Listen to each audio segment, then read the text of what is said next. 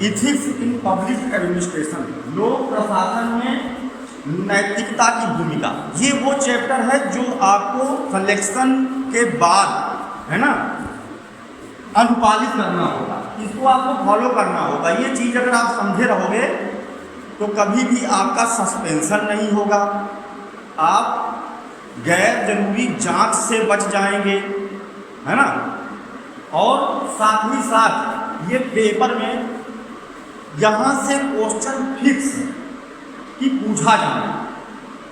Class के बाद हम आपको कौन कौन से क्वेश्चन इस टॉपिक से आए हैं वो हम बताएंगे। और ये केवल पढ़ने के लिए नहीं है, क्योंकि हमें आचरण में भी इस्तेमाल करना होगा।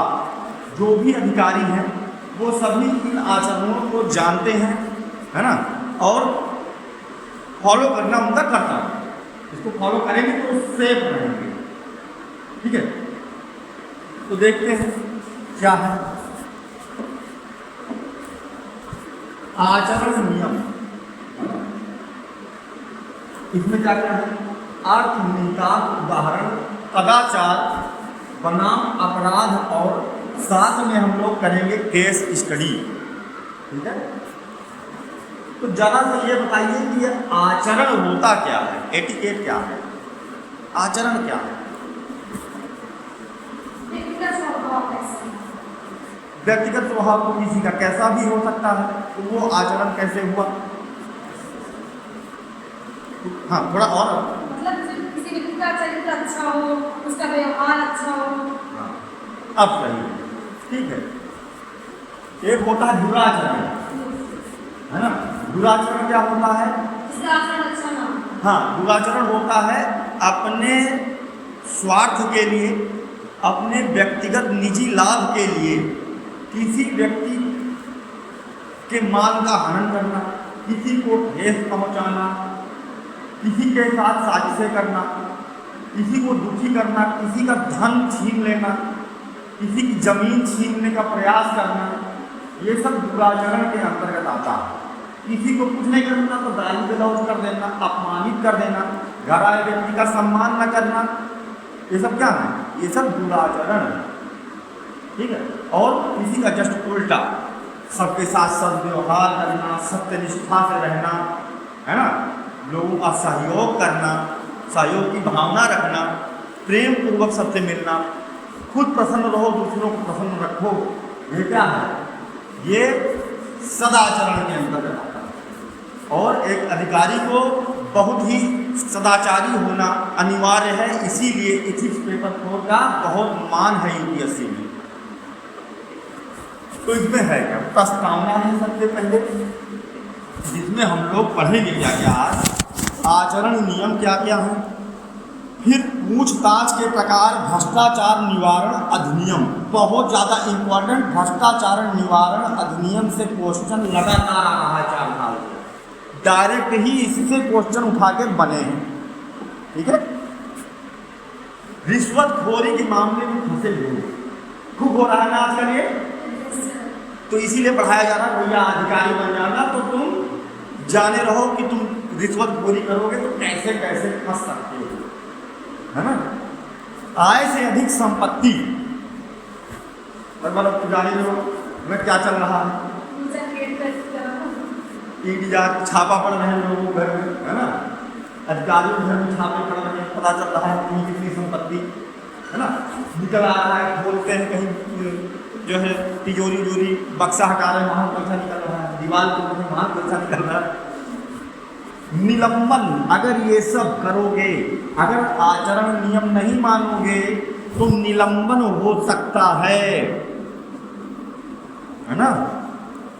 अनुच्छेद 311 बहुत ज़्यादा इम्पोर्टेंट है, विभागीय जांच कार्यवाही, कि किसी का जब निलंबन होता है तो उसके पहले विभागीय कार्यवाही कैसे होती है ये सीखेंगे हम लोग, और फिर दंड कौन कौन से उसे मिल सकते हैं ऐसे अधिकारी के ऊपर जो कि भ्रष्ट हो, है ना। यानी कि आप अगर ये चैप्टर पढ़ लेते हो तो आपको ये भी पता होंगे कि कौन से अधिकारी को क्या करना चाहिए, क्या नहीं करना चाहिए।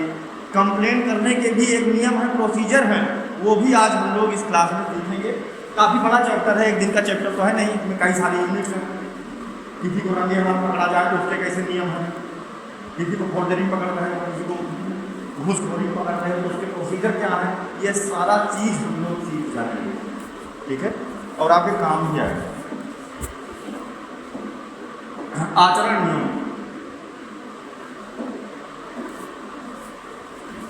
आचरण नियमावली में स्पष्ट सिद्धांत निर्धारित किए गए हैं कि सरकार अपने कर्मचारियों से क्या अपेक्षा करती है, क्या अपेक्षित करती है सरकार। भाई आपसे हमने आपको नियुक्त किया है, क्यों नियुक्त किया है? लोक सेवक हो तो जनता की सेवा करने के लिए ही आपको नियुक्त किया है। डीएम मतलब राजा नहीं है, वो जनता का सबसे बड़ा सेवक है जिले का। सिविल सेवा परीक्षा है, सिविल अधिकारी परीक्षा नहीं है, इसको ध्यान रखना। ठीक है, आचरण नियम सरकारी कर्मचारी के आधिकारिक और व्यक्तिगत जीवन दोनों पर लागू होता है। ऐसा नहीं है कि आप आईएएस बन जाते हो तो आपका जो ये आचरण नियम है सिर्फ ऑफिस तक सीमित रहेगा। आपका निजी जीवन जो है, व्यक्तिगत जीवन जो है, अगर आप सेलेक्ट हो जाते हो तो आपका व्यक्तिगत जीवन भी इन आचरण के नियमों के अंतर्गत आ जाएगा। मतलब तब भी तुमको फॉलो करना पड़ेगा, है ना। कोई व्यक्तिगत उस तरह का नहीं रह जाएगा जिस दिन डीएम बनोगे। ठीक है, यदि कोई अधिकारी आचरण नियमों का उल्लंघन करता है तो उसे चेतावनी, है ना, अनुशासनात्मक कार्यवाही, विभागीय कार्यवाही का सामना करना पड़ सकता है। पहले तो चेतावनी देंगे तो भाई तुम घर जाओ, तुम भ्रष्टाचार में पकड़े गए हो या पकड़े जा सकते हो, तुम्हारा ऐसा ऐसा है, बहुत कंप्लेन तुम्हारा आ रहा है ना, बहुत पैसा कमा रहे हो, सुधर जाओ। नहीं सुधरा तो अनुशासनात्मक कार्यवाही होगी, और उसके प्रोसीजर हम लोग पढ़ेंगे। विभागीय कार्यवाही होगी। तो दो तरह से कार्यवाही होती है। जैसे मान लीजिए कोई व्यक्ति घूसखोरी में फंसा, अधिकारी, है ना।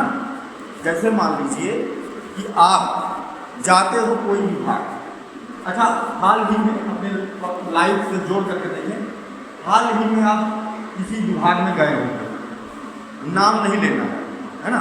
आपने कहीं न कहीं ऐसा हो सकता है कि कभी फेस किया हो किसी अधिकारी से कि ये मुझे परेशान कर रहा है, जानबूझकर परेशान कर रहा है। और क्यों परेशान कर रहा है? क्योंकि ये सोच रहा है कि हम इसको पैसा दे दें तो ये मेरा काम करे। जीवन में सबको कभी कभार ऐसे किसी अधिकारी से सामना हो ही जाता है ना, इतना बड़ा जिंदगी है ना, हो ही जाता है। तो उस निर्दिष्ट इसको हम कहे बनाने रहेंगे तो काम आएगा। तो यहाँ पर दो तरह की कार्यवाही किसी भ्रष्ट अधिकारी के ऊपर होती है। एक होता है न्यायालयिक कार्यवाही जो कि कोर्ट करेगा, दूसरा होता है विभागीय कार्यवाही। ये कौन होता है? जो उसका डिपार्टमेंट ही उसके ऊपर करता है। ठीक है, जैसे अगर किसी अधिकारी के ऊपर आपने एफआईआर करवा दी, ठीक है, एफआईआर हो गया उसके ऊपर, कोई गलत काम कर रहा था, एफआईआर हो गया, छेड़खानी कर रहा था किसी महिला के साथ या कुछ कर रहा था, एफआईआर हो गया। तो अब उसका मुकदमा कहाँ चलेगा? न्यायालय में, है ना। दूसरा प्रोसीजर है कि उसकी कंप्लेन कहाँ की गई? विभाग में, डिपार्टमेंट में ही, जिस डिपार्टमेंट से संबंधित है उसी डिपार्टमेंट के ठीक ऊपर के अधिकारी को कंप्लेन की जाती है। पहले चीज तो आपको ये जानना है ना, कि डिपार्टमेंट में जब भी कोई किसी की कंप्लेन की जाती है तो डायरेक्ट ये नहीं कि डायरेक्ट उठा करके डायरेक्टर को मैसेज करेंगे, डायरेक्ट उठा करके सीधे हम कंप्लेन करेंगे वहाँ पर विभाग के मंत्री, ये प्रोसीजर नहीं है। इसमें हमेशा हायरार्की को देखा जाता है। हायरार्की क्या है? किसी ने आपको घूस लेने के लिए दबाव डाला तो हायरार्की, तभी आप अदालती कार्यवाही को अंजाम देने के आचरण में आते हो। ठीक है, प्रोसीजर क्या है?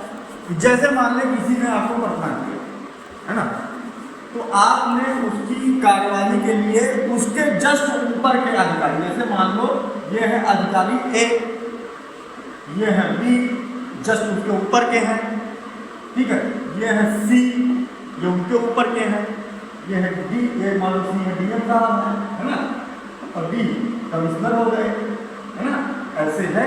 और इन्होंने ए ने परेशान किया है, तो ए के खिलाफ कार्यवाही के लिए, है ना, अपील बी को प्रेषित होगी। अगर बी कार्यवाही कर देता है तो चिंता की बात ही खत्म, आपकी समस्या का निस्तारण बी अपने पावर से कर देगा। अगर बी नहीं करता है तो बी को आपने ऑलरेडी बता चुके हैं, तब सी पर जाते हैं। ठीक है, अब सी भी नहीं करता है ना, तो आपके पास दो ऑप्शन होते हैं कि आप इनको भी लिखे थे, इनको भी लिखे थे, है ना, उसका प्रमाण सहित आप न्यायालय जा सकते हो कि विभाग से उम्मीद ना रही, है ना। अब हम जा रहे हैं कोर्ट, है ना। हालांकि विभागीय कार्यवाही तीव्र गति, दोनों में अंतर क्या है लिखने के लिए पेपर में आया, अदालती कार्यवाही बनाम विभागीय कार्यवाही, है ना। अदालती कार्यवाही बहुत लंबा प्रोसीजर हो जाता है, क्योंकि इतने सारे पेंडिंग केसेस हैं। तुम्हारे छोटे से लोग 10,000 15,000 के लिए भी केस कर देते हैं, 5,000 रुपया के लिए भी केस कर देते हैं, और वहाँ पर जजों की संख्या कम है। जज साहब के पास इतने बड़े बड़े हत्या बलात्कार के मुकदमे पड़े हुए हैं, है ना, तुम्हारा बहुत लंबा चला जाएगा प्रोसीजर। तो विभागीय जो डिपार्टमेंटल इंक्वायरी होती है वो फास्ट होती है, और जो न्यायालयीय कार्यवाही होती है बड़ी स्लो होती है, लंबा खींचता है। ठीक है,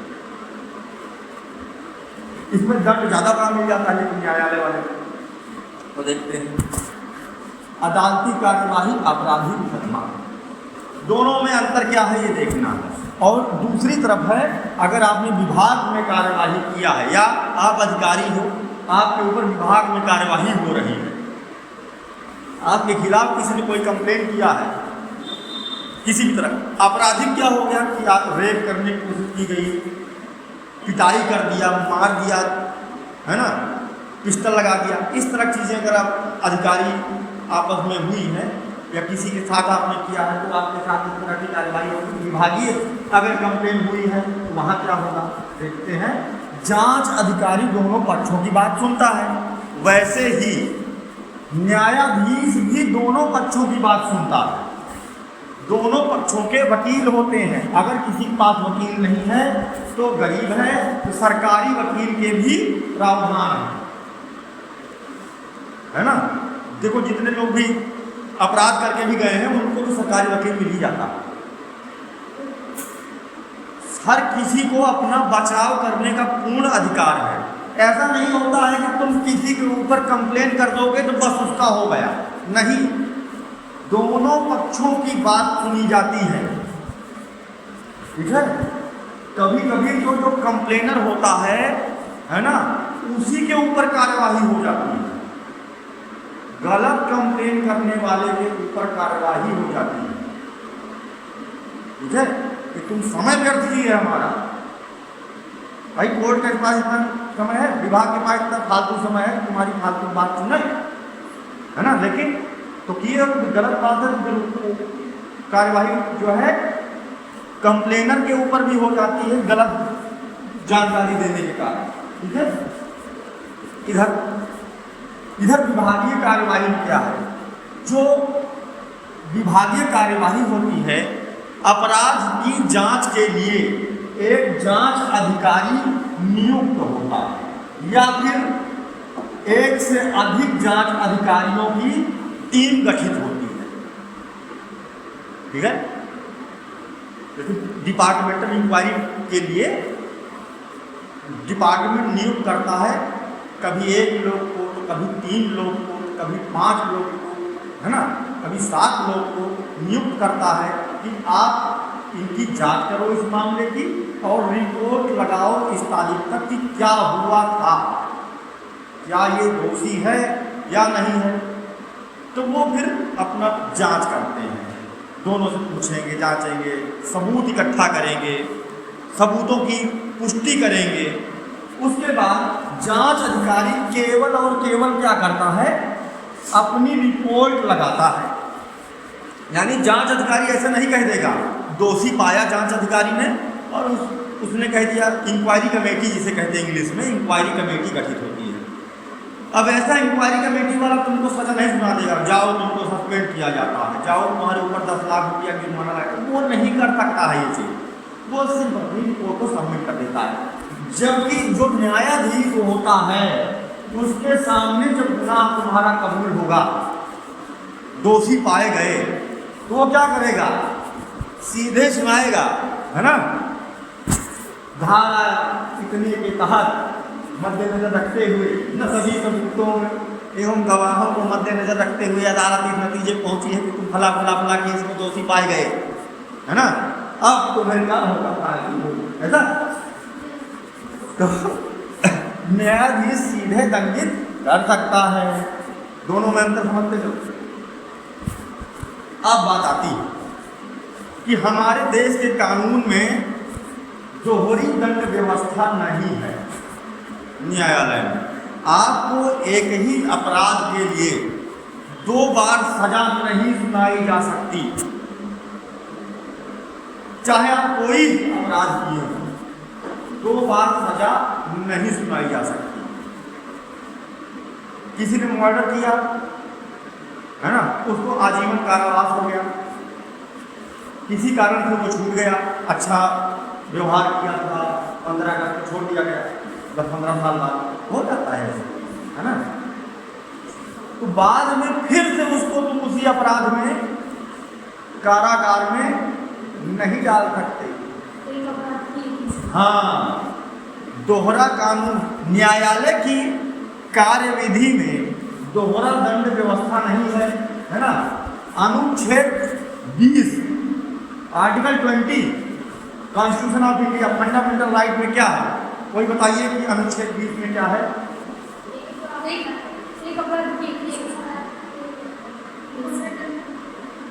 नहीं, उसका पूरा बताइए कि उसका अनुच्छेद 20 में क्या पढ़ाया गया है, क्या बताया गया है, क्या लिखा हुआ, उसका नाम भी तो है, क्या चीज है। जैसे 19 में कहते हैं अभिव्यक्ति की स्वतंत्रता, तो 20 में क्या है, क्या तेज बोलो।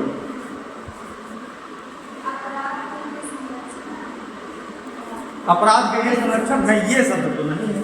थोड़ा देखो फंडामेंटल राइट में ढंग से पढ़ लीजिए आप, है ना।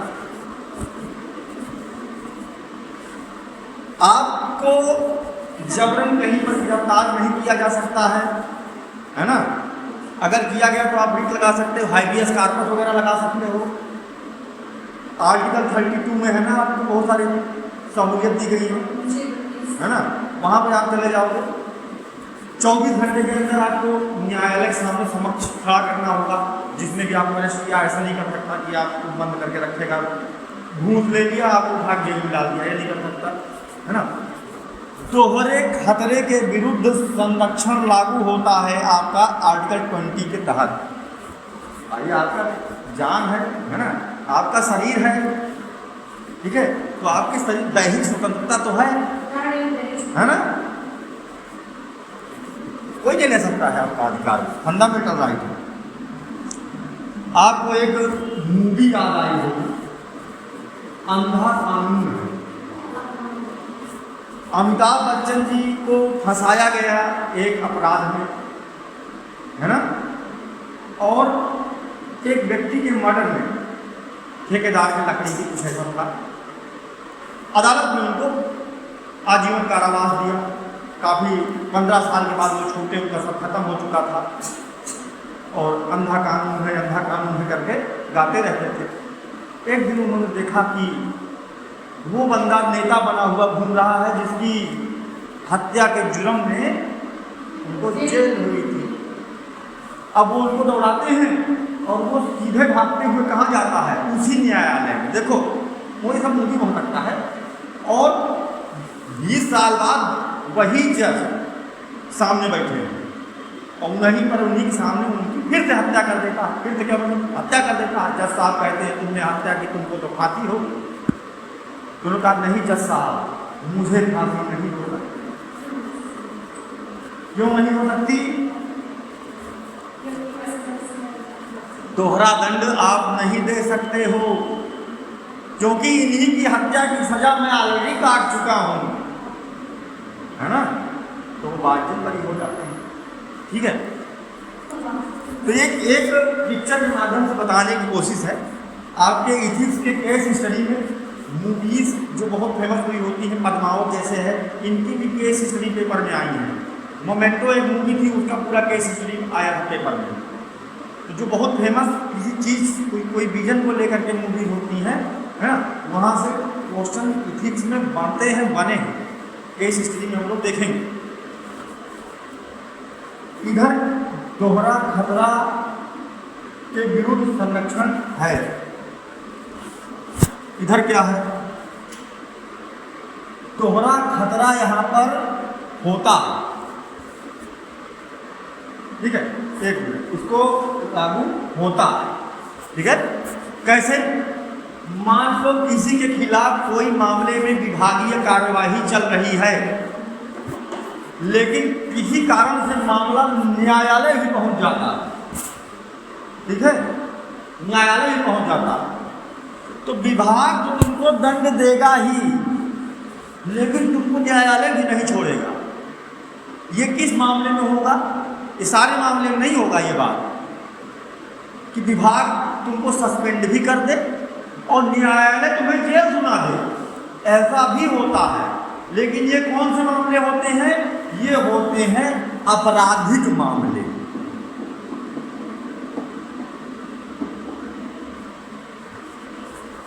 हत्या, ठीक है, लूट, बलात्कार, ये सब चीजों के मामले में, है ना, आपको दोहरा दंड भी मिल सकता है इधर विभागीय कार्यवाही वाले में। ठीक है, जैसे अदालत दोनों की तरफ कंप्लेंट किया था, विभाग की तरफ और यहाँ अदालती कार्रवाई दोनों किया था। हाँ, कैसे किया था? हायरार्की मेंटेन की, एक को कंप्लेंट की, कुछ नहीं हुआ, उनके ऊपर वाले भी को कंप्लेंट की कि हमने एक को किया था और इन्होंने कार्रवाई नहीं की, कृपया इसका संज्ञान में लीजिए।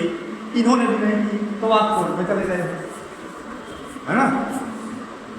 तो अब क्या है, कोर्ट इधर नोटिस देगा, इनके विभाग के अधिकारियों को बुलवा लेगा। वहाँ कोर्ट जो है डीएम को भी बुला लेता है, बड़े से बड़े अधिकारी को न्यायालय को अपने कटघरे में खड़ा कर देता है और उनसे पूछता है कि मजलूम की बात क्यों नहीं सुनी गई।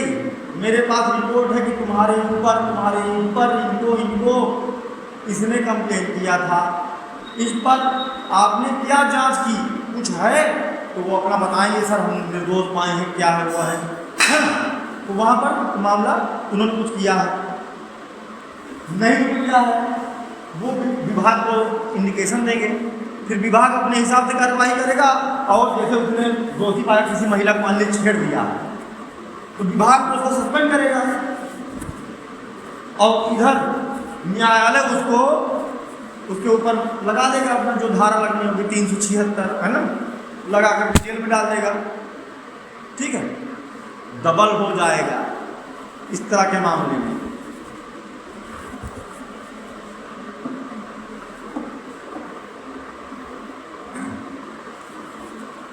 अब इसमें जो क्या क्या हो सकता है, अदालती मामला चल रहा है, फिर भी विभाग अपनी कार्यवाही जांच शुरू कर सकता है।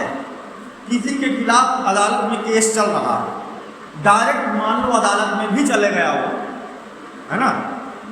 अब जैसे किसी के साथ रेप हुआ है, विभाग नहीं जाता, वो सीधे क्या कहते हैं, थाने जाता है ना। तो वहाँ पर अदालत में कार्यवाही शुरू हो जाएगी उसकी, तो विभाग भी अपनी कार्यवाही शुरू कर सकता है उसके खिलाफ, ये भी है। ऐसा नहीं कि इधर से गया तभी, उधर से गया तब भी विभाग कार्यवाही शुरू कर सकता है। अदालत ने मान लीजिए कि आरोपी कर्मचारी को बरी कर दिया, मान लीजिए कि वो रसूखदार आदमी था, उसके पास बहुत तगड़ा वकील था, राम जेठमलानी जैसा वकील उसने हायर कर लिया था, है ना। और उसका वकील ने क्या किया, दोषी होते हुए भी अदालत ने उसे बरी कर दिया। लेकिन विभाग अब भी उसे क्या कर सकता है, दंडित कर सकता है। ऐसा नहीं कि अदालत ने बरी कर दिया तो विभाग भी बरी करना पड़ेगा। विभाग की जो इंक्वायरी है, अगर उसमें, है ना, वो दोषी पाया जाता है तो विभाग अपनी इंक्वायरी कर सकते। इससे क्वेश्चन कैसे बनते हैं, इससे क्वेश्चन बनते हैं कि आपको केस दिया जाएगा कि रमेश कुमार एक IAS अधिकारी है, ऐसे पेपर में आया है ना, और उन्होंने ये अपराध किया, न्यायालय ने उन्हें बरी कर दिया, ठीक है। आप इस विभाग के फलाना अधिकारी हो और आपके पास इनकी इंक्वायरी कमेटी की रिपोर्ट अभी नहीं आई है। इंक्वायरी कमेटी की रिपोर्ट और समीक्षा में आपका भी काफ़ी समय बहुत खर्चा होता है, तो क्या आप अदालत का जो आया कि हाँ ये निर्दोष है, तो आप क्या क्या करोगे, उसमें होगा कि हम भी तत्काल इंक्वायरी कमेटी को विड्रू कर देंगे, खत्म कर देंगे, इंक्वायरी जारी रखेंगे जब तक कि दोष सिद्ध ना हो जाए। ऐसे ऑप्शन होंगे, आप कौन सा चुनते हो, तो आप कौन सा चुनते हो, अपने मन से चुनोगे तो गड़बड़ चुन लोगे। इसीलिए एथिक्स में पहले हम पढ़ते हैं कि वहाँ हमें क्या चुनना है। तो यहाँ पर हम क्या ऑप्शन पर लग जाएंगे, कौन से ऑप्शन पर जाएंगे, यहाँ पर बेस्ट यही रहे कि नहीं, हम अपनी इंक्वायरी कमेटी को जांच पूर्ण होने तक संचालित करेंगे और अगर दोषी का दोष सिद्ध होता है तो हम उसे दंडित करेंगे। ये है प्रोसीजर और यही लिखना है वहाँ, ठीक है। अधिकारी ने यह टीसी यात्रा भत्ता पाने के लिए फर्जी बिल दाखिल किया, विभाग ने उसे दोषी पाया, ऐसा बहुत होता है। जैसे कोई बंदा है, वो एडवर्टीजमेंट का उसको काम दिया गया है ना, वो अपना जो टूर एंड ट्रेवल का खर्चा दिखाता है काफी ज्यादा, जबकि हुआ है कम, है ना, हुआ है कम,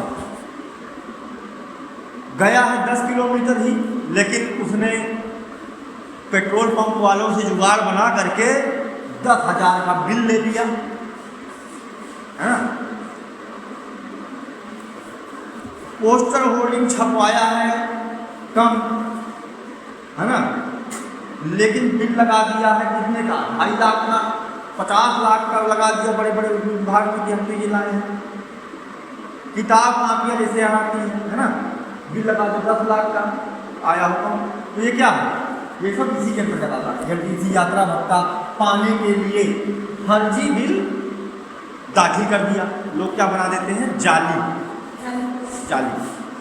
क्योंकि विभाग से तो आपकी सैलरी जितनी आती उतनी आती है ना, लेकिन जो कुछ भ्रष्ट लोग होते हैं, है ना, वो क्या करते हैं, वो रातों रात करोड़पति बनने का सपना देखते हैं,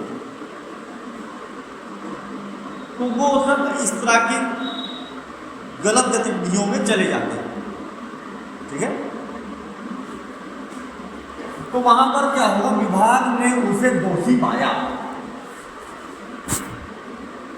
वेतन से भुगतान करने का आदेश दिया कि अब तुम जो जाली लगाए थे, है ना, पैसा ले लिए थे, अब तुम्हारे तनख्वाह से कटौती होगी, है ना, और मामला खत्म माना गया।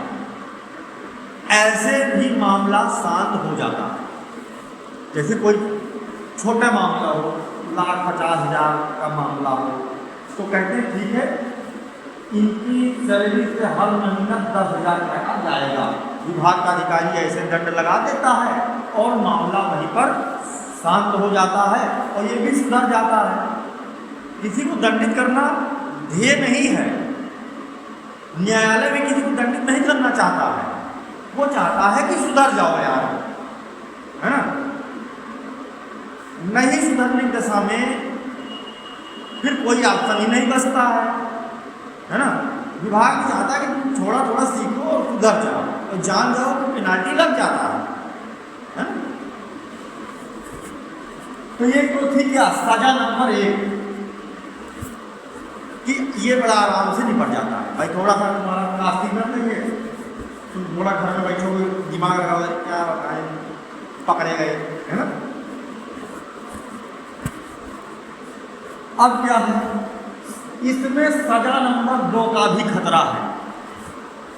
मान लो अधिकारी बदल गया, दूसरा अधिकारी आ गया और उसने कहा कि ये जो सजा नंबर 1 थी तुमने जो किया है उसके लिए नहीं, ठीक है। ऐसे सरकार का पैसा थोड़ी होता तुम पहले ले लो बाद में टूट कर में भरो। दूसरा अधिकारी तुमको क्या कर सकता है, डिमोशन भी कर सकता है ना। अधिकारी बदल गया, जिससे तुम्हारी सेटिंग थी उसने कहा कि थोड़े घरे तुम्हारे करवा देंगे। दूसरा अधिकारी आ गया, उसने कहा ना ना भाई ये सब नहीं चलेगा, तुमने किया कैसे, है। अब तुरंत क्या है, इसको डिमोशन करो, है ना, चपरासी बना दो। तो ये भी हो जाता है। इसमें दोहरा दंड की दिक्कत है। अगला आ जाते हैं, इसमें प्राकृतिक न्याय के सिद्धांत हर मामले में लागू होते हैं, ठीक है। प्रत्येक आरोपी को अपना बचाव करने का अवसर दिया जाता है, यही प्राकृतिक न्याय है। भले दुनिया के सामने, मीडिया के सामने, है ना, आपको अपराधी घोषित किया गया हो, लेकिन तब तक आप अपराधी नहीं हो जब तक कि कोर्ट आपको अपराधी नहीं घोषित करता, ठीक है। कोई कहते कि इन्होंने ये किया। आजकल जो मतलब छेड़खानी और बलात्कार के भी बहुत सारे मुकदमे हैं जो फर्जी हैं। SC/ST एक्ट भी बहुत सारे मुकदमे हैं जो फर्जी हैं। तो एलिगेशन लगाना, झूठे आरोप, ये पूरा सब जानते रहते हैं, न्यायालय भी जानता रहता है कि बहुत सारे मुकदमे आते हैं जो फर्जी होते हैं, है ना। इसीलिए सबको बचाव का अधिकार है। प्राकृतिक न्याय इसे ही कहा जाता है। यहाँ तक कि हमारे महान देश भारत में अजमल कसाब और अफजल गुरु जैसे आतंकवादियों को भी प्राकृतिक न्याय के उपबंध प्रदान किए गए थे। इन्हें क्या दिया गया था, क्या दिया गया था भाई, वकील दिया गया था, बाकायदा मुकदमा चला था, है ना। और फिर दोषी पाए जाने के बाद गवाह, एक लड़की थी गवाह जो चश्मदीद गवाह बनी थी, है ना, जो बच गई थी, उसने देखा था, आज वो लड़की जिंदा है।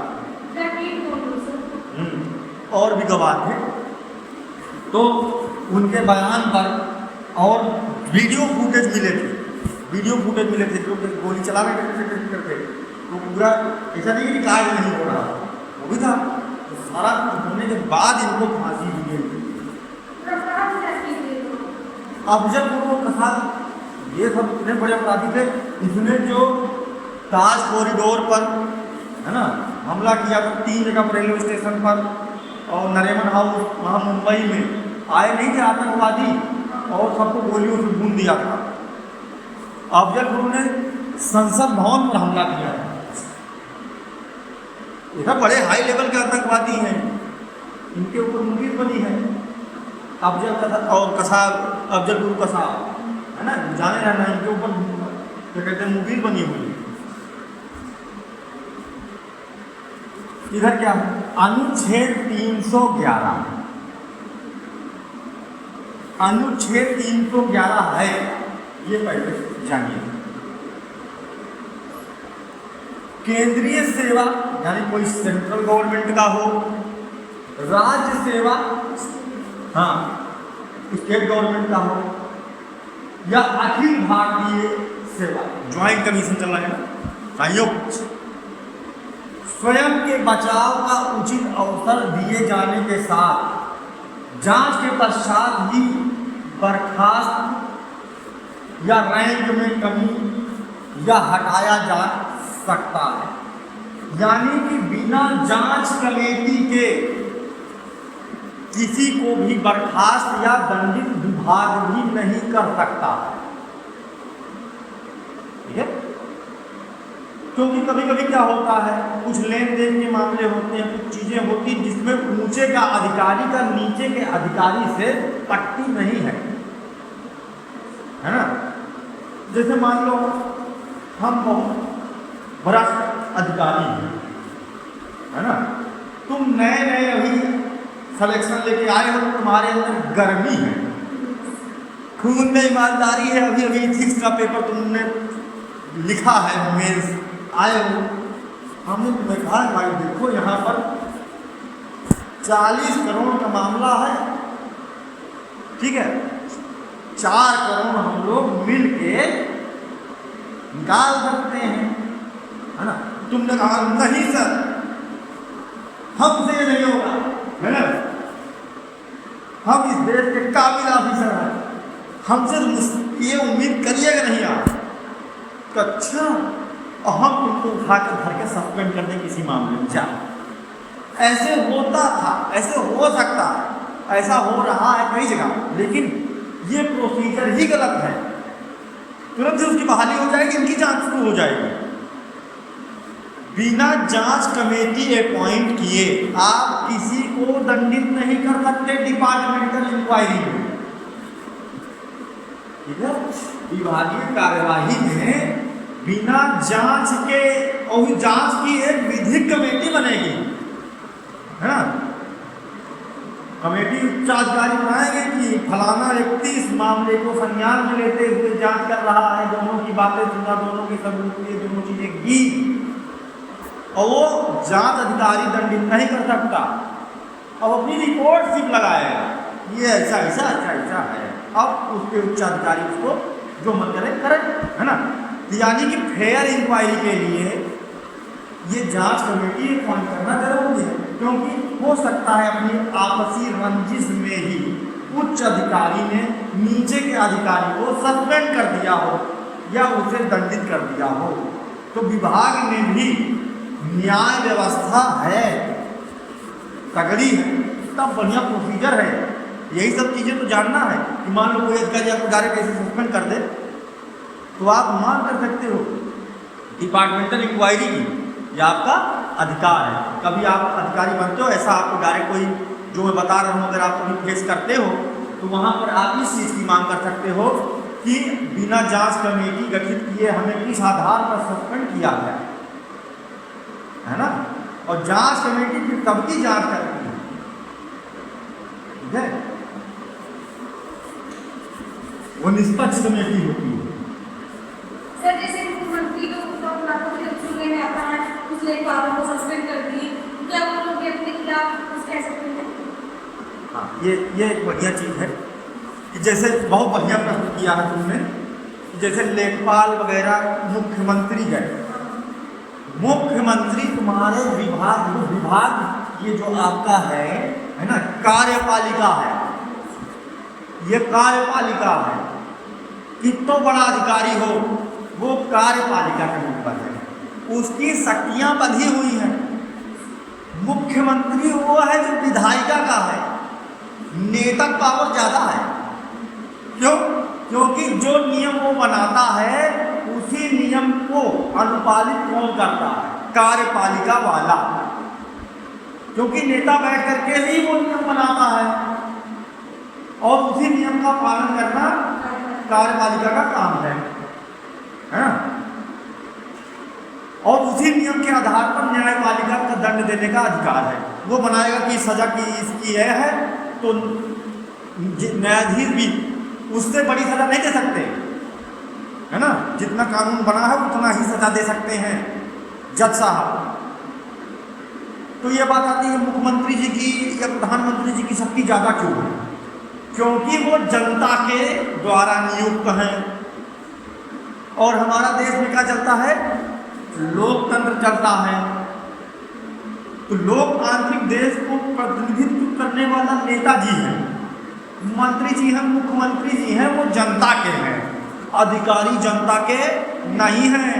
ये अपनी मेहनत से अपना पढ़ाई करके आए हैं, इनको जनता ने नहीं चुना है।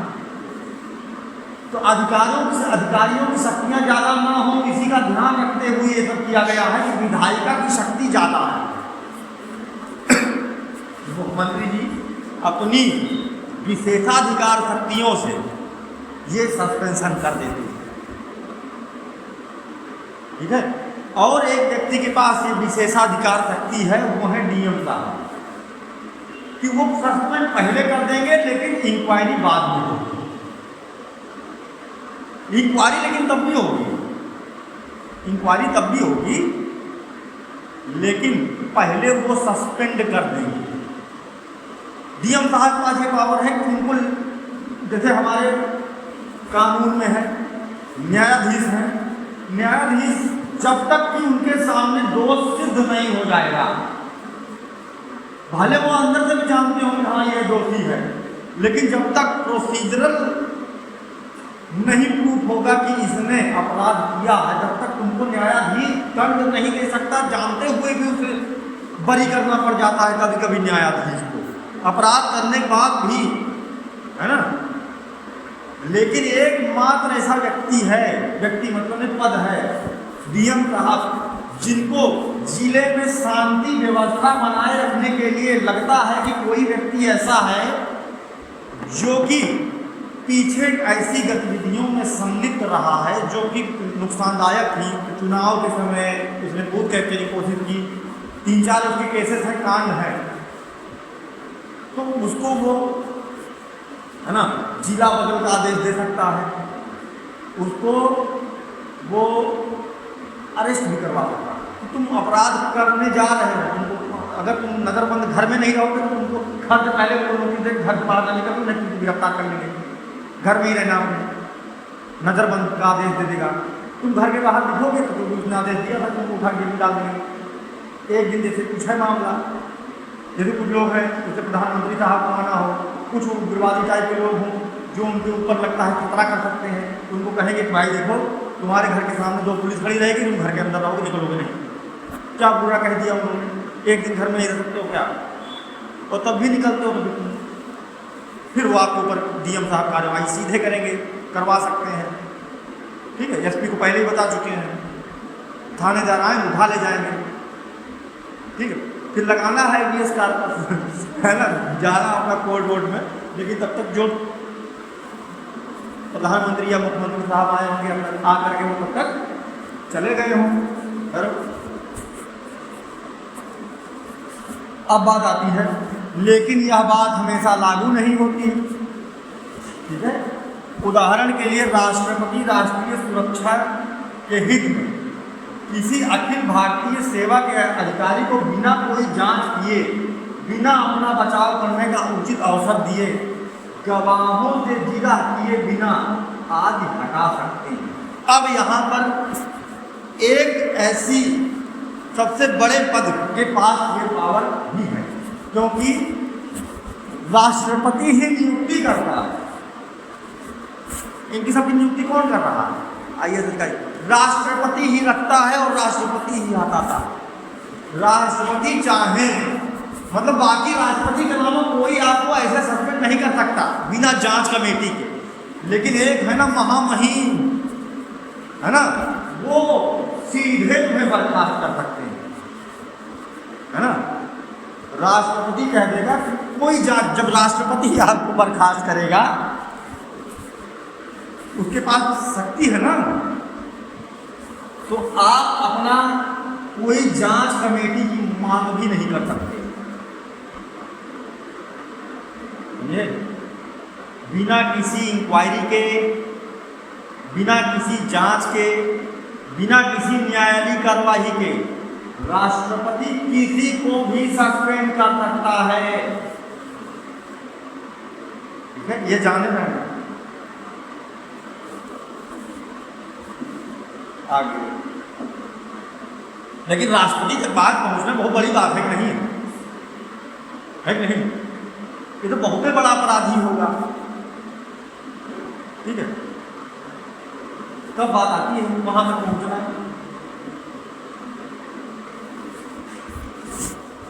आधिकारिक क्षेत्र प्रादेशिक प्रकृति का है।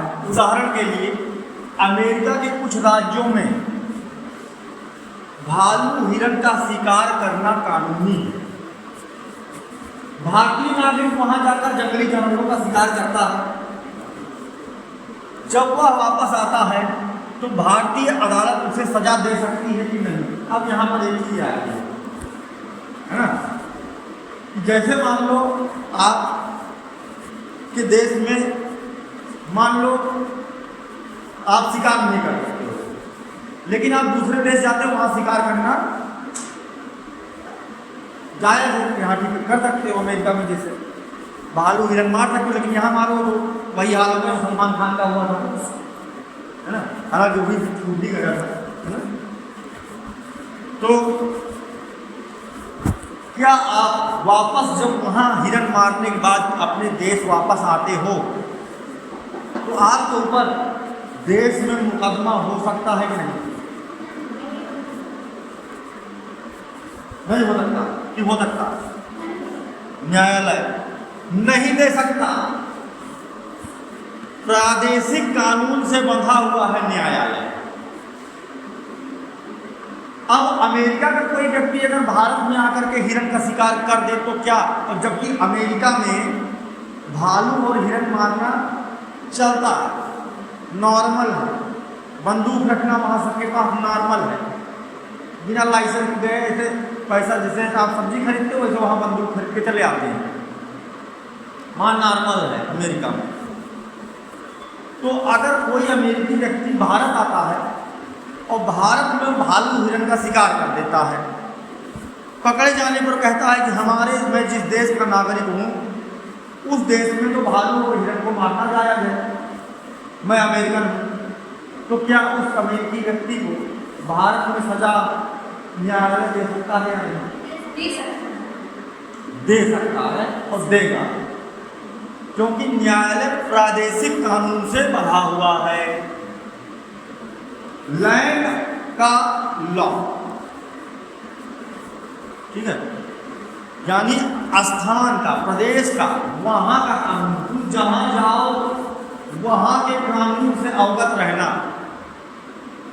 जैसे कोई अधिकारी है, ऐसी जगह जा रहा है जहां मदिरा पीना अपराध है, तो अगर वहां जा रहे हो और वहां मदिरा पीते हो, जैसे यूपी में, बिहार में चलता है, बिहार में बैंक नहीं, बैंक। हाँ, अब मान लो तुम यूपी से बिहार गए और यूपी से दारू लेकर के गए और वहां जाकर के बिहार में पी रहा, तो क्या उसके ऊपर कार्यवाही हो सकती है या नहीं?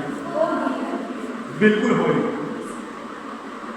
क्योंकि उस जमीन पर का नियम यह है कि यहाँ नहीं पीना है, और आप फिर चाहे दूसरे जगह के हो, दूसरी जगह से मदिरा लेकर के आए हो, लेकिन अल्कोहल बैन है वहाँ पर, तो आप नहीं पी सकते हो। इस चीज़ का ध्यान रखना है, ठीक है, नहीं तो विभागीय कार्यवाही भी हो सकती है। नीदरलैंड में मर्जुआना धूम्रपान और कैलिफोर्निया में पोर्नोग्राफी शूटिंग के लिए भी यही बात लागू होती है। अब यहाँ आपकी विभाग अभी भी सरकारी कर्मचारी के अनुचित आचरण के लिए कार्रवाई कर सकता है, यानी कि अगर आप किसी विभाग में अधिकारी हो और हमारे देश का कानून कहता है कि आप जानवर का शिकार नहीं कर सकते, काला हिरन नहीं मार सकते, और आप दूसरे देश जाते हो और वहाँ पर आप भालू हिरन का शिकार करते हो, तो न्यायालय के दृष्टि में तो आप बरी हो, लेकिन विभाग अभी भी आपको सस्पेंड कर सकता है। ये यानी सरकारी नौकरी पाने के बाद तुम्हारे हाथ और पैर, है ना, आचरण नियमों से बढ़ जाते हैं ठीक है, और फिर तुम वहां भी जाकर के ये काम नहीं कर सकते, जहां पर लीगल है वहां भी नहीं कर सकते।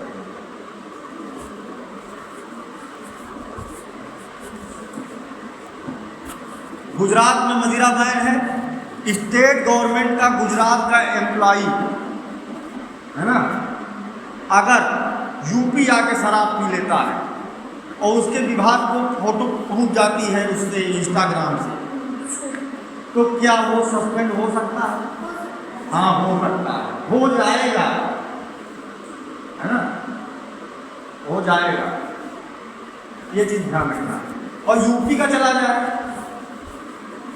यूपी में बैन नहीं है, ऑफिस टाइम के बाद वो कहीं पार्टी कर रहा था, फोटो पहुंच गई, तो क्या सस्पेंड हो सकता? नहीं होगा, नहीं होगा। दारू पी के ऑफिस में बैठा है तो हो सकता है ना। ये चीजें जाने लेना, क्योंकि ये सब चीजें आपको दिखेंगी कहीं ना कहीं, और इन पर केस स्टडी आती है। जैसे ड्रग इंडिया में बैन है, ड्रग इंडिया में बैन है, आप अधिकारी हो, ड्रग नहीं ले सकते हो, कहीं भी नहीं ले सकते। गार्ड ड्रग क्या है? अफीम वगैरह इंडिया में बैन है। गांजा आप नहीं फूंक सकते हो, अधिकारी हो, कहीं नहीं फूंक सकते, ना अपने देश में ना दूसरे देश में। वायरल हुए नहीं कि सस्पेंड हुए नहीं, ठीक है। दोषी व्यक्ति को जेल जुर्माना दोनों देना पड़ सकता है, और इधर भी है बर्खास्तगी हो सकती है, हटाना, पद में कमी, अनिवार्य सेवानिवृत्ति। कभी कभी कहते हैं तुम इस्तीफा दो, लोगों से जबरन इस्तीफा ले लिया जाता है, हाँ, कहा जाता तुम इस्तीफा दे तो नहीं सस्पेंड करना पड़ेगा, सस्पेंड करने के तुमको जो पीएफ हुआ फटा जो सुविधा हो जाती है वो भी नहीं मिलेगी, इस्तीफा दे दो तो कम से कम तुमको पेंशन वेंशन जो मिल रहा होगा मिलती रहेगी, लेकिन तुम अब जगह खाली करो। ये दोनों में अंतर होता है। इधर न्यायालय में क्या होता है, पुलिस सरकारी वकील को सभी उचित संदेहों से परे यह साबित करना होगा कि आरोपी व्यक्ति ने वास्तव में अपराध किया है। इधर क्या है, मामले को सभी उचित संदेहों से परे साबित करना आवश्यक नहीं है। थोड़ा सा भी क्लू मिल गया तब भी काम चल जाएगा। यहाँ पर जो इंडियन एविडेंस एक्ट है, भारतीय साक्ष्य अधिनियम, जिसके तहत गवाही, पूछताछ इत्यादि होती है ना, और जो आईपीसी है, भारतीय दंड संहिता, उसके तहत न्यायालय दंडित करता है। विभाग क्या होता है, विभाग इसके आधार पर दंडित नहीं करता है ना। जांच अधिकारी ऐसे साक्ष्यों पर भी भरोसा कर सकता है जो न्यायालय में स्वीकार्य नहीं है। यहीं पर फंसाएगा पेपर में, है ना। जांच अधिकारी क्या ऐसे साक्ष्यों पर भरोसा कर सकता है जिसको न्यायालय ने अस्वीकृत कर दिया हो कि हम नहीं मानते हैं, है ना। तो हाँ, जांच अधिकारी उन चीजों को स्वीकृत कर सकता है जो न्यायालय नहीं मानता, ठीक है। न्यायालय में सुनी सुनाई बातें स्वीकार्य नहीं है। सुनी सुनाई बात कैसे, कि ये बताओ तुम्हें कैसे पता एक भ्रष्ट है, तो तुमने कहा अरे सर भ्रष्ट है, हमने इसके बारे में बहुत सुना है ना। अभी 4 दिन पहले ही कोई बता रहा था ये भ्रष्ट है, तो कानून ये वाली बात नहीं मानता है, सुनी सुनाई बात पर भरोसा नहीं करता है, ठीक है। विभागीय जांच में सुनी सुनाई बातों पर आधारित साक्ष्य को स्वीकार किया जाता है, बशर्ते कि उसमें उचित संबंध और विश्वसनीयता हो। फिर वो वहीं पर जांच में लग जाएगा ना, अच्छा ठीक है। ऐसे विभाग में ऐसा होता है, ठीक है। जैसे विभाग में पता चला कि सुनने में आया कि ये करप्ट है, तो वो दिमाग लगाना शुरू कर सकता है अधिकारी का, अच्छा सुनने में आया है कि ये कर रहा है, ठीक है। तो फिर अब क्या है, अब वो नजर रखेगा और कभी भी कुछ कर देगा, जांच अधिकारी के पास पावर है सुनी सुनाई बातों पर उनकी सार्थकता और विश्वसनीयता के आधार पर प्रतिक्रिया करने का उसके पास है।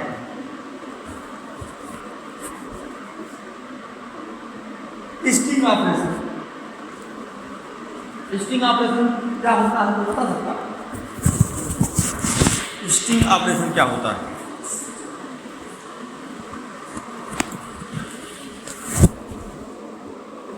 स्टिंग ऑपरेशन एक ऐसी गतिविधि है जो जैसे मीडिया अंजाम देती है, तुम लोग देखे होंगे कि मीडिया के लोग, जैसे आप मान लो कि मैं मीडिया का हूँ, है ना, और आपसे किसी ने वो किया, मतलब भ्रष्टाचार, पैसा की मांग की, आप गए, मान लो नलकूप में आपको ट्यूबवेल लगवानी है, अधिकारी ने कहा इसे तो नहीं मिलेगी सरकारी ट्यूबवेल योजना मतलब कोई आई है, तो कहेगा ऐसा करो कुछ फाइल वाइल गर्म करो यार तो मिले, है ना, तो आप कहेंगे 5,000 रुपया दो हमको, 2,000 रुपया हमको दो।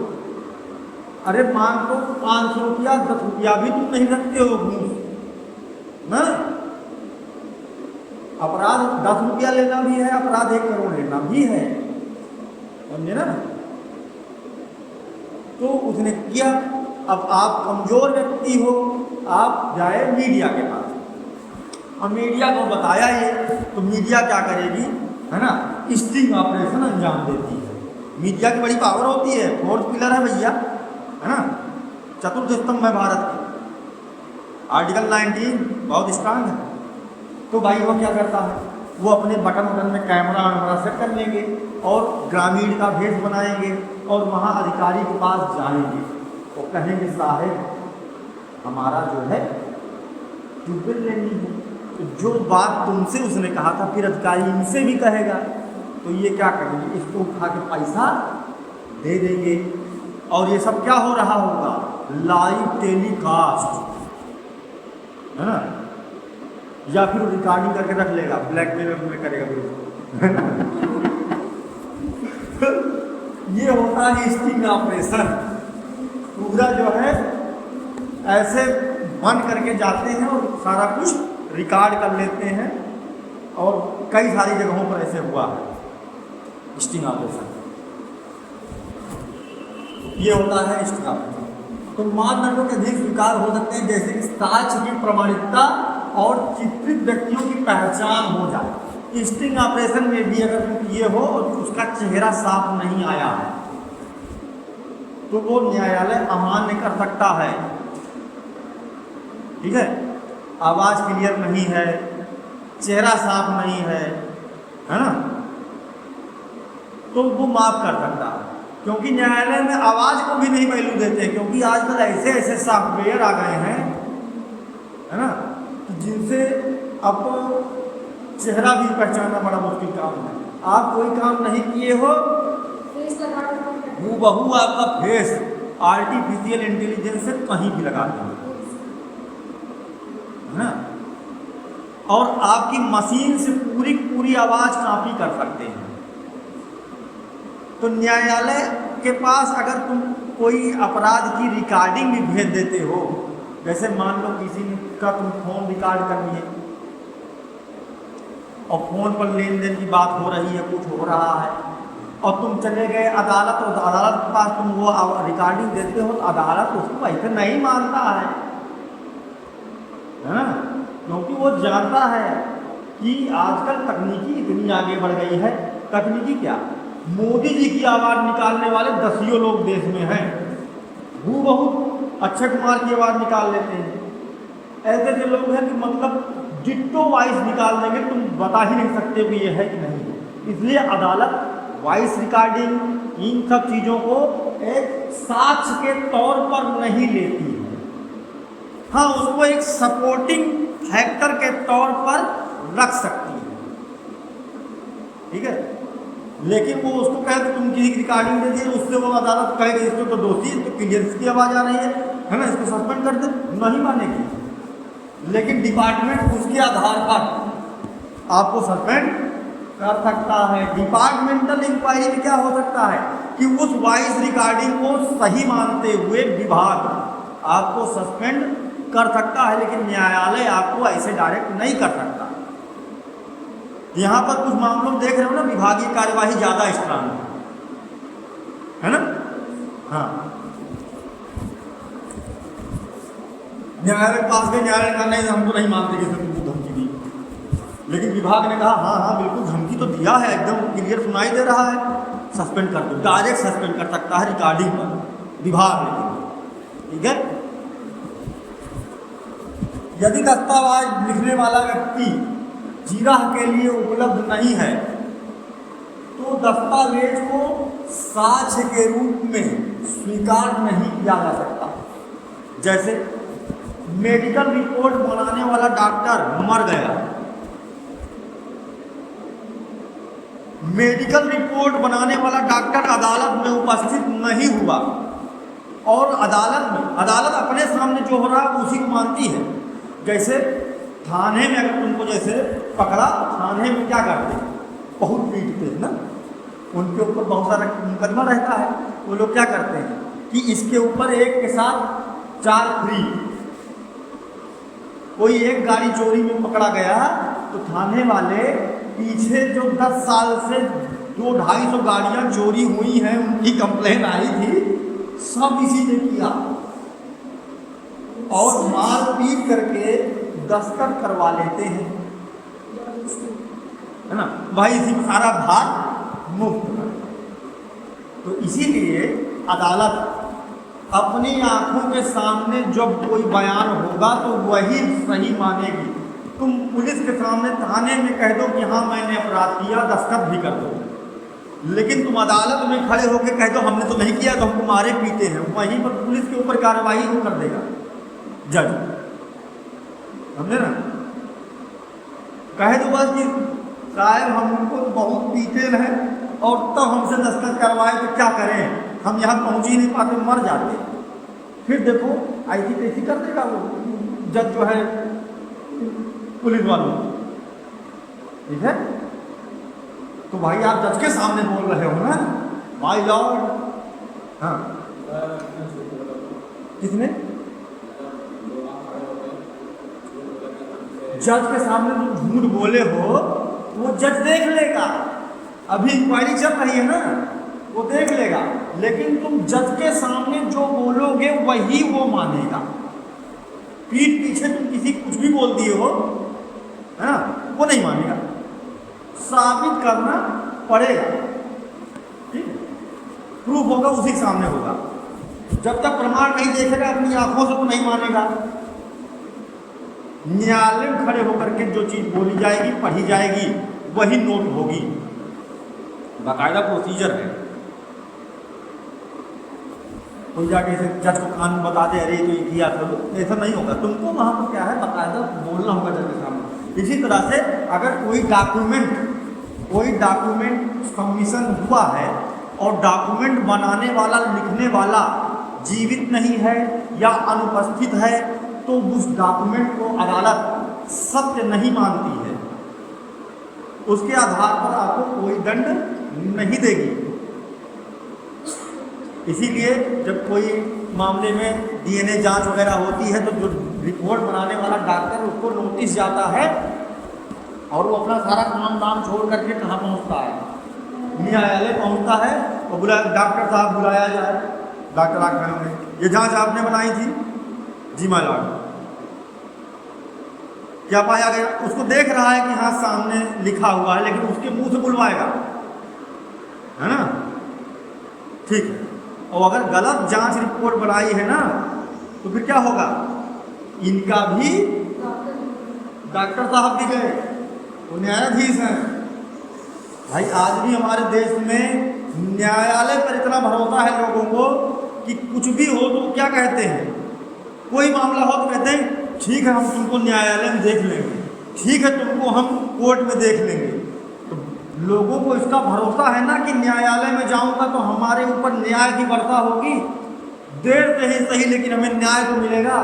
तो कहते ना हम न्यायालय और देख लेंगे, यानी आज भी लोगों में न्यायालय के प्रति आस्था और उसकी प्रक्रिया पर पूर्ण विश्वास है और दक्ष जजों की नियुक्ति होती है और जज साहब किसी नहीं फालतू इधर उधर सुनते सीधे न्याय करते हैं। लेकिन यहाँ डिपार्टमेंट में वो व्यक्ति भले उपस्थित ना हो जिसने डॉक्यूमेंट बनाया है, विभाग मान लेगा, तुम्हें सस्पेंड कर देगा, कर सकता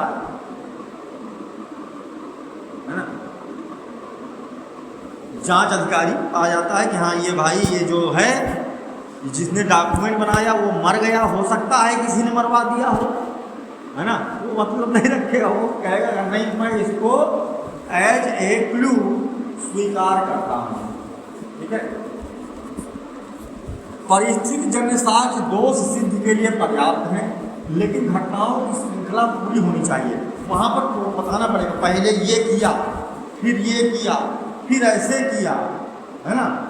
उसमें मतलब जो जज के साहब होती है बातें, उसमें होता है पूरी बात सुनी जाती, तुमने इसके ऊपर हमला किया तो कैसे किया, या इसने तुमसे घूस मांगे तो कैसे मांगे। कहोगे जो है जज साहब इतना बज के इतना मिनट पर लगभग इस तारीख को ये हमें बुलाए, फिर इन्होंने हमसे ये कहा, फिर इन्होंने हमको चाय भी पिलाई, फिर इन्होंने ये कर दिया, फिर ऐसे किया, फिर ये हुआ। इतना पूरा इस सीन पूरा जज के आंखों के सामने होगा, फिर वकील उस पर बहस करेगा।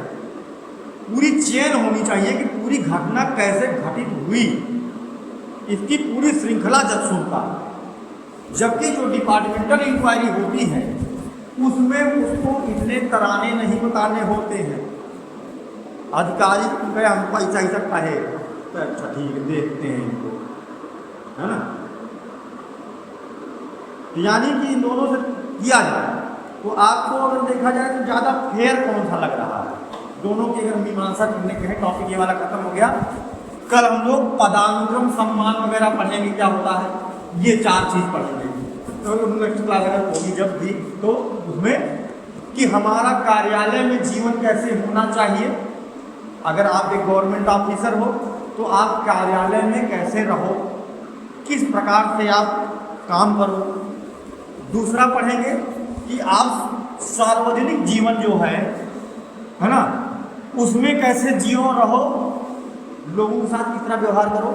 वित्तीय जीवन, फाइनेंशियल में आप क्या क्या करो। जैसे आप IAS अधिकारी बन जाओगे तो आप कभी भी सट्टा नहीं खेल सकते, कभी जुआ नहीं खेल सकते, है ना।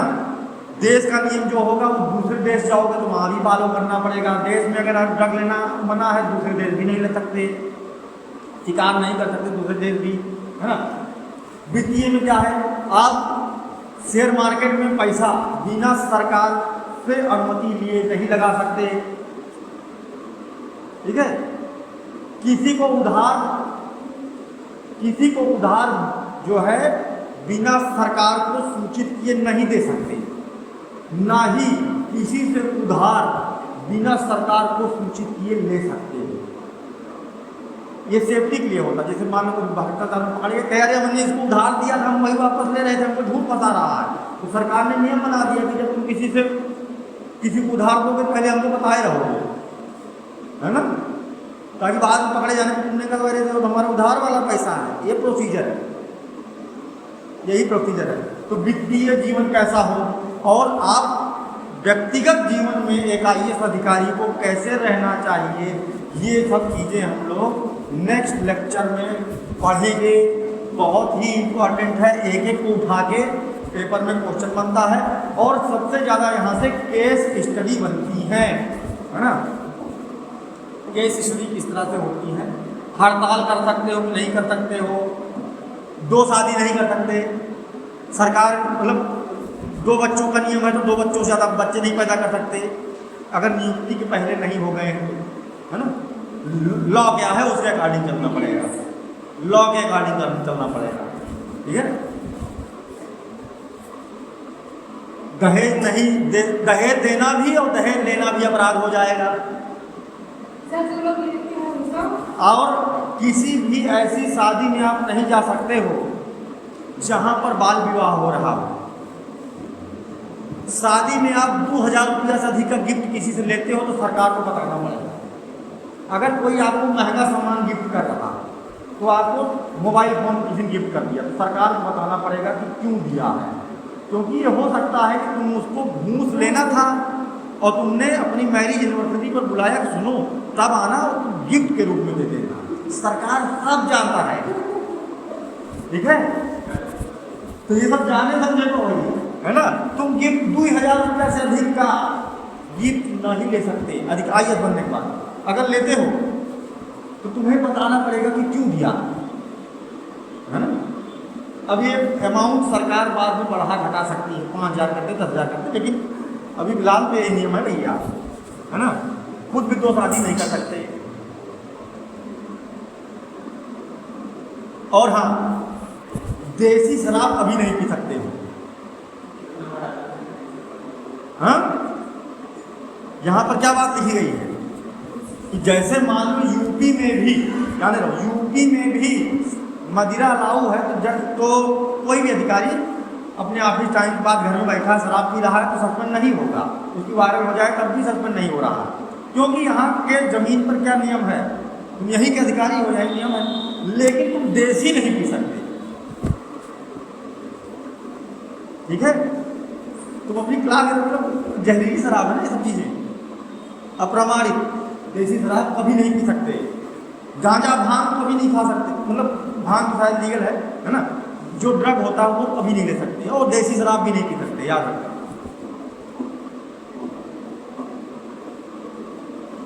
अब देखो केस हिस्ट्री कैसे आती है, एक केस हिस्ट्री करा रहे हैं, बाकी नोट भेजेंगे, इनको कर करके भेजना। इस तरह के इथिक्स में 2 सेक्शन होते हैं, एक होता है सेक्शन ए जिसमें क्वेश्चन जो अभी पढ़ा रहा है उस तरह से आता है, सेक्शन बी में आपको क्या देगा, स्थिति परिस्थिति देगा और उसके अनुसार आपको आंसर करना होगा, जो समझाए हैं उसी के अकॉर्डिंग आंसर करना होगा। तो एक कर लेते हैं, देव ने हाल ही में यूपीएससी परीक्षा पास की और उसे राजस्व सेवा में नियुक्त किया गया, रेवेन्यू सर्विस में, IRS हो गए भैया, है ना। अपनी पहली पोस्टिंग में ही वह विभाग में भ्रष्टाचार के स्तर को देखकर हैरान रह जाता है। वो पहुंचा, नया नया खून था, IRS को उसने देखा, हाय राम इतना करप्शन हो रहा है। उससे कनिष्ठ और वरिष्ठ अधिकारी ईमानदार प्रशासन प्रदान करने के उसके सभी प्रयासों में बाधा डाल रहे थे। उसके ऊपर के अधिकारी उसको प्रधान मतलब कि वो ईमानदारी ना कर पावे, तो उसको भ्रष्टाचार में लिप्त होने को दबाव डाल रहे थे।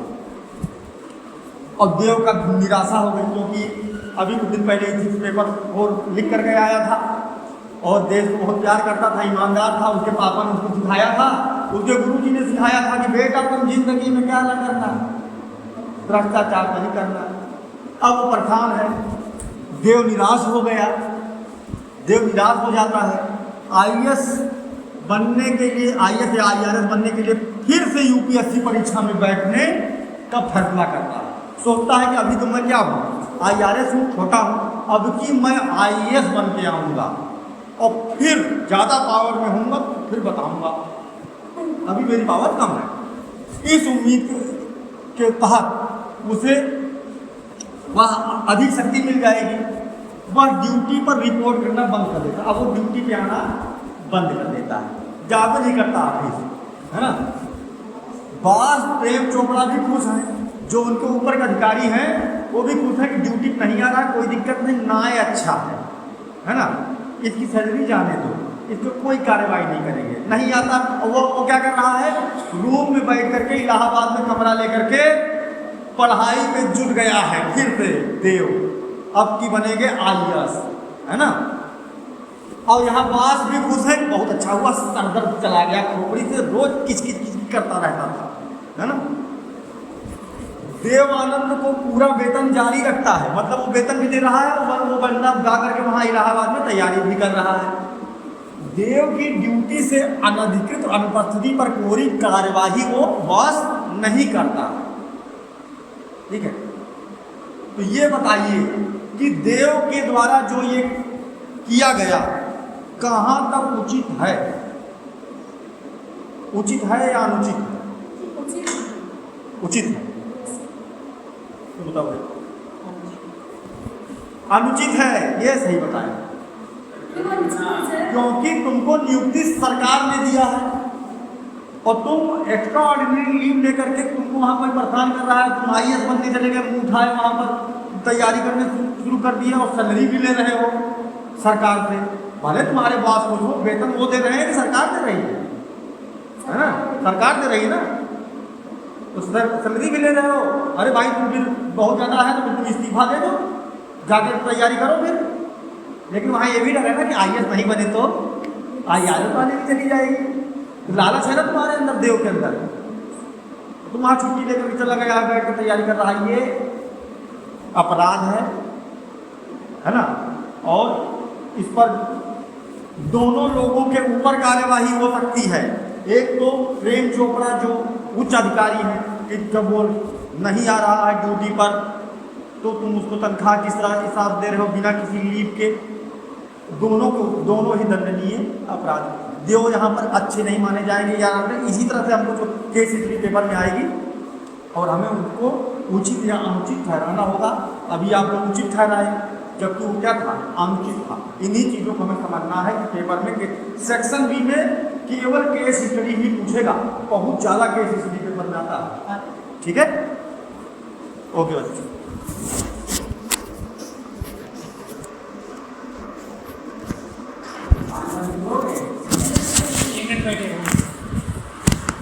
एक